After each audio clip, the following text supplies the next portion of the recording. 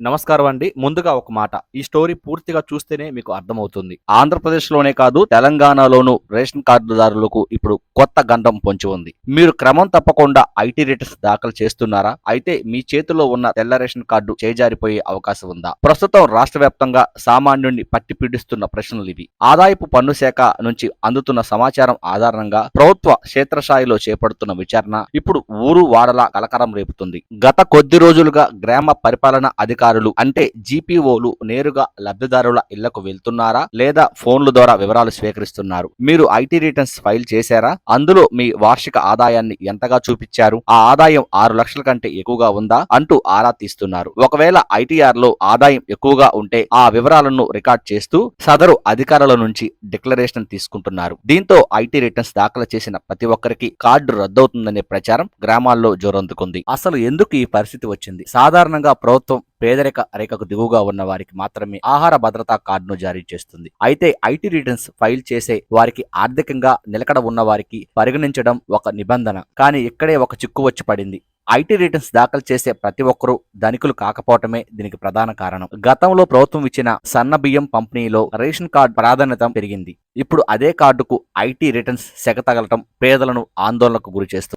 అసలు వాస్తవాలు ఇక్కడ మనం గమనించాల్సిన విషయం ఒకటి. ఐటీ రిటర్న్స్ ఫైల్ చేయటం అంటే కేవలం పన్ను కట్టడం మాత్రమే కాదు. మన దేశంలో చాలా మంది సామాన్యులు రకరకాల అవసరాల కోసం ఐటీఆర్ దాఖలు చేస్తారు. ఉదాహరణకు ఒక చిన్న వ్యాపారి తన వ్యాపారాన్ని అభివృద్ధి చేసుకోవడానికి బ్యాంక్ లోన్ కోసం దరఖాస్తు చేస్తే బ్యాంకులు ఖచ్చితంగా 3 ఏళ్లు ఐటీ రిటర్న్స్ అడుగుతున్నాయి. అయితే భూమి కోల్పోయిన నిర్వాసితులకు పరిహారం ఇచ్చినప్పుడు టీడీఎస్ కట్ అవుతుంది. ఆ డబ్బులను తిరిగి పొందాలంటే రిఫండ్ ఐటీఆర్ ఫైల్ చేయడం తప్పనిసరి. చిన్న చిన్న దుకాణదారులకు, టాక్సీ డ్రైవర్లు, ప్రైవేట్ ఉద్యోగులు కూడా ఆర్థిక క్రమశిక్షణ కోసం, భవిష్యత్తులో గృహ రుణాల కోసం తక్కువ ఆదాయం ఉన్న ఐటీ రిటర్న్స్ దాఖలు చేస్తుంటారు. ఇప్పుడు ప్రభుత్వం కేవలం ఐటీఆర్ ఫైలింగ్ మాత్రమే ప్రతిపాదనగా తీసుకుంటే నిజమైన పేదలకు కూడా తమ హక్కు కోల్పోయే ప్రమాదం ఉంది. సంక్షేమ పథకాలపై ప్రభావం. రేషన్ కార్డు అంటే కేవలం నెల నెలా వచ్చే బియ్యం మాత్రమే కాదు. తెలంగాణలో, ఆంధ్రప్రదేశ్ లో అమలవుతున్న ప్రతి సంక్షేమ పథకానికి ఇది ఒక పాస్పోర్ట్ లాంటిది. ఇందిరమ్మ ఇల్లు కావాలన్నా, 200 యూనిట్లు ఉచిత విద్యుత్ అందాలన్నా, ఆరోగ్యశ్రీ ద్వారా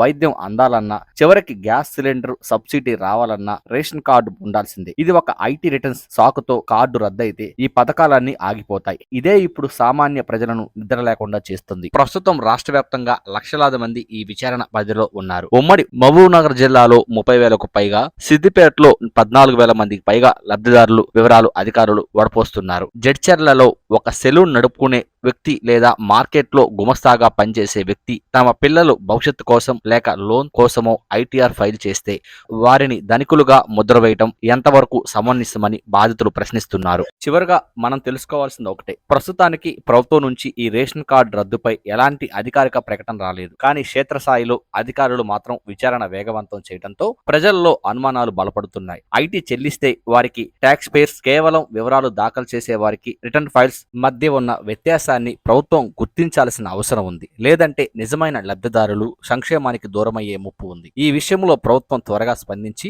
ఒక స్పష్టమైన మార్గదర్శకాలను విడుదల చేయాలని ప్రజలు కోరుతున్నారు.